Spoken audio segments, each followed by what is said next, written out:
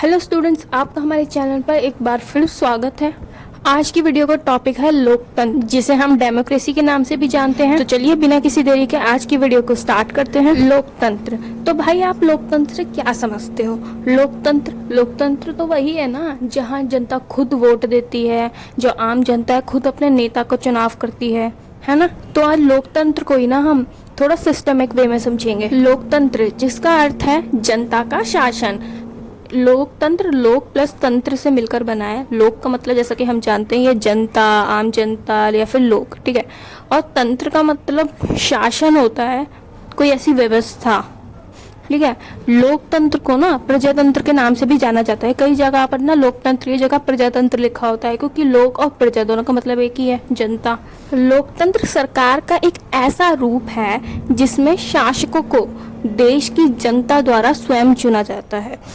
इसका मतलब क्या है? जो लोकतंत्र है वो सरकार का एक ऐसा रूप है जिसमें ना जो शासक, जो हमारे नेता हैं, जैसे कि हमारे प्राइम मिनिस्टर, ये तो उन्हें ना देश की जो जनता है उनके द्वारा चुना जा रहा है। जो हमारी देश की जनता है वो खुद चुनती है अपने नेता को, वो भी डायरेक्टली वोट देकर।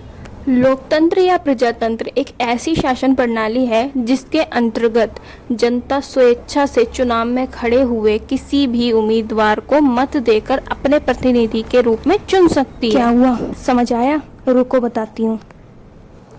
जैसे कि हम जानते हैं कि जो लोकतंत्र है वो एक शासन प्रणाली है जिसके अंदर ना एक ऐसी व्यवस्था है कि जो जनता है वो अपनी मर्जी से, इच्छा से चुनाव में खड़े हुए किसी भी उम्मीदवार, जो चुनाव है उसमें जब चुनाव होते हैं तो बहुत सारे लोग खड़े होते हैं ना, जैसे बीजेपी के बहुत सारे खड़े हैं, कांग्रेस के बहुत सारे खड़े हुए हैं, ठीक है, आम आदमी के बहुत सारे खड़े हुए हैं। इन्हीं सभी पार्टियों के प्रतिनिधियों को उम्मीदवार कहा जाता है। तो हम कहाँ पर थे कि जो जनता है वो अपनी मर्जी से किसी भी उम्मीदवार को मत दे सकती है, अपना वोट दे सकती है और उसे अपने प्रतिनिधि के रूप में चुन सकती है। और यहाँ पर कुछ ना परिभाषाएं, डेफिनेशन दे रखी हैं जो कि बहुत ही ज़्यादा इंपॉर्टेंट है लोकतंत्र को लेकर। तो अगर हम इसे मेंशन करेंगे तो so it will be help to increase our marks. So let's move ahead to them. चलिए तो फिर इन्हें समझते हैं।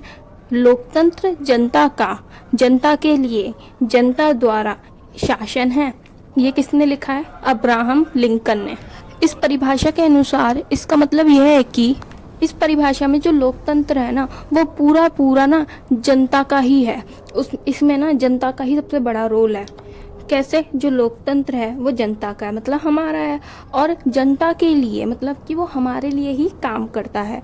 और जनता द्वारा शासन है मतलब कि वो हमारे द्वारा ही चलाया भी जा रहा है। जो शासन है वो हमारे द्वारा ही किया जा रहा है, वोट के थ्रू। नेक्स्ट, सिले महाशय ने क्या कहा है कि लोकतंत्र उस सरकार को कहते हैं जिसमें हर व्यक्ति भागीदार होता है। इनका क्या मतलब है कहने का?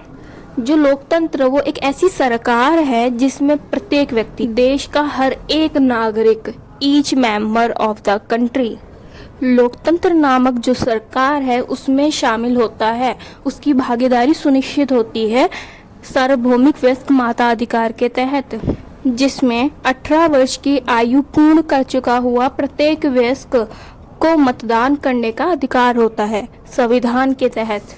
और जनता को ये अधिकार सीधा संविधान से मिलता है। चलिए आगे बढ़ते हैं। स्वतंत्र और निष्पक्ष चुनावों के माध्यम से आम जनता अपने प्रतिनिधि को चुनाव करती है। हर 5 सालों में होने वाले चुनाव जो कि काफी स्वतंत्र होते हैं, निष्पक्ष तरीके से किए जाते हैं, इन सभी के माध्यम से आम जनता अपने प्रतिनिधि को चुनाव करती है।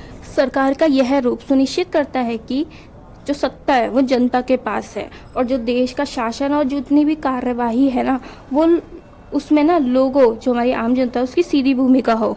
आजकल बहुत सारे डिजिटल प्लेटफॉर्म हैं जिनके थ्रू हम सारी पॉलिटिक्स, जो जितनी भी एक्टिविटीज होती है उनको समझ सकते हैं, उन्हें जान सकते हैं। जैसे कि आज जब प्रत्येक व्यक्ति मतदान करता है, वोट करता है, तो उससे भी ना हमारी राजनीति में सीधी भूमिका सुनिश्चित होती है। शासन का कार्यवाही है उन सभी में हमारी भागीदारी, जो आम जनता है उसकी भागीदारी सुनिश्चित की गई है। सरकार का जो ये रूप है लोकतंत्र, इसने क्या किया है?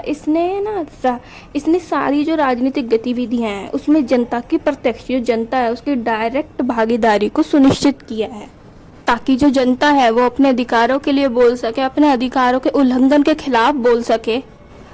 तो आज के लिए बस इतना ही। आई होप आज की वीडियो आपको बहुत सही लगी होगी, अच्छे से समझ आई होगी। If you like this video please like share and subscribe.